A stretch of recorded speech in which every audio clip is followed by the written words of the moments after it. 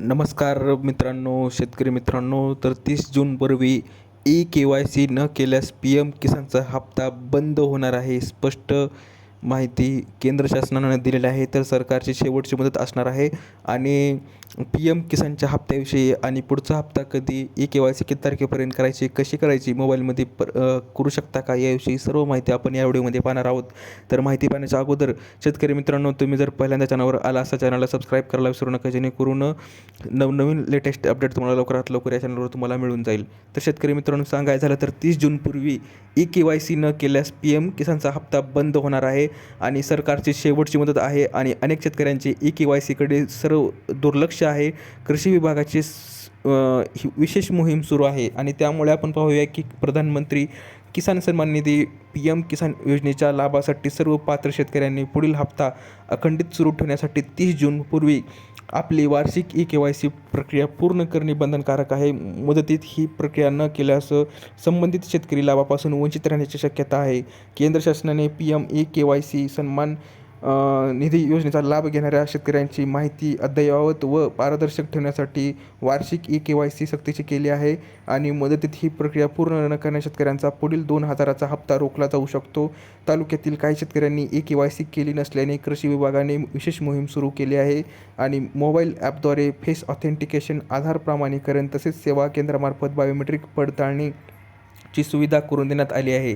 ई-के-वाय-सीची पद्धत काय आपण पाहू शकतो की बायोमेट्रिक सी-एस-सी सेंटर व तलाठी कार्यालय किंवा बँकेत जाऊन बोटांचे ठसे देऊन आपण बायोमेट्रिक पद्धतीने ई-के-वाय-सी तुम्हाला शेतकरी मित्रांनो करता येते. तरी लवकरात लवकर तुम्हाला ई-के-वाय-सी बायोमेट्रिक पद्धतीने करायची आहे किंवा फेस ऑथेंटिकेशन स्वतःच्या मोबाईलमध्ये आपण किसान अथवा उमंग ॲप डाउनलोड करून मोबाईल नंबर व आधार क्रमांक टाकल्यानंतर ओ-टी-पी येतो आणि ई-के-वाय-सीवर क्लिक केल्यानंतर त्या ॲपला स्वतःचा चेहरा मोबाईलद्वारे दाखवून घरबसल्याही ई-के-वाय-सी करता येते. असे 2 ई-के-वाय-सीच्या पद्धती आहेत.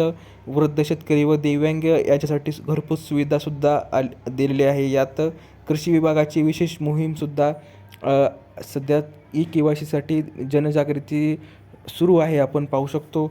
आणि जे अधिकारी आहेत, कृषी अधिकारी, त्यांचं म्हणणं आहे की पी-एम किसान योजनेतील पात्र लाभार्थ्यांनी लवकरात लवकर ई-के-वाय-सी आणि ॲग्रिस्टॅग नोंदणी पूर्ण करावी.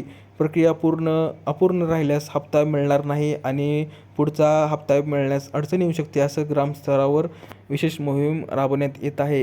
ई-के-वाय-सीसाठी 30 जूनची मुदत देण्यात आलेली आहे आणि पी-एम किसानचा लाभ अखंडित ठेवण्यासाठी पात्र लाभार्थ्यांनी 30 जूनपूर्वी ई-के-वाय-सी प्रक्रिया पूर्ण करणे बंधनकारक करण्यात आले आहे. ही प्रक्रिया पूर्ण न केल्यास लाभार्थ्यांच्या खात्यात पुढील हप्ते जमा होणार नाहीत. ॲग्रिस्टॅगची नोंदणीही तुम्हाला आवश्यक असणार आहे. ज्यांनी ॲग्रिस्टॅग केली नसेल तिथं नोंदणी तुम्हाला ॲग्रिस्टॅग नोंदणी करावी लागेल.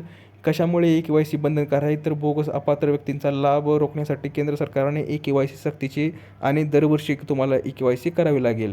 तर पुढचा हप्ता हा 23वा हप्ता आहे आणि तो कधी जमा होणार? केंद्र सरकारच्या ई-के-वाय-सी पूर्ण केलेल्या पात्र लाभार्थ्यांच्या खात्यात 23वा हप्ता जमा केला जाणार आहे. अधिकृत तारीख जाहीर झाल्यानंतर हा निधी शेतकऱ्यांच्या थेट खात्यात वर्ग केला जाणार आहे, स्पष्ट केंद्र सरकारनं जाहीर केलेलं आहे.